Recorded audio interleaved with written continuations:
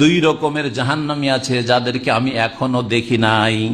কওমুন মাহুম সিয়াতুন কাযনাবিল বাকারি ইয়াদরিবুনা বিহান NASA, এক শ্রেণীর মানুষ হবে যারা এমন জালেম শাসক হবে, জালেম গোষ্ঠী হবে বা জালেম প্রশাসন হবে, জালেম পুলিশ হবে, জালেম আর্মি হবে, জালেম দারোগা হবে, জালেম পুলিশ অফিসার হবে, এদেরকে উদ্দেশ্য করেছে রাসূল, যাদের হাতে অ্যাডমিনিস্ট্রেশন আছে বা প্রশাসন আছে, প্রশাসনিক ক্ষমতা দিয়ে জুলুম অত্যাচার চালায় গায়ের জোরে, যে এখন পাওয়ারে আছে, হয় রুলিং পার্টি ক্ষমতা আছে, আর না হইলে তারা পুলিশ ডিপার্টমেন্টের লোক, হোম মিনিস্ট্রিতে কাজ করে, স্বরাষ্ট্রমন্ত্রীর লোক, গোয়েন্দা বিভাগে কাজ করে, যার ফলে নির্দোষীকে দোষী করে ফাঁসিয়ে দেয়, এরা জাহান্নামী। নবী করিম সাল্লাল্লাহু আলাইহি ওয়াসাল্লাম যারা নির্দোষীর উপর জুলুম অত্যাচার করে, যে কোন রকম জুলুম অত্যাচার করুক না কেন, বলছেন এক শ্রেণীর লোক আছে যে যারা মাহুম সিয়াত, যাদের হাতে চাবুক থাকবে। কি থাকবে?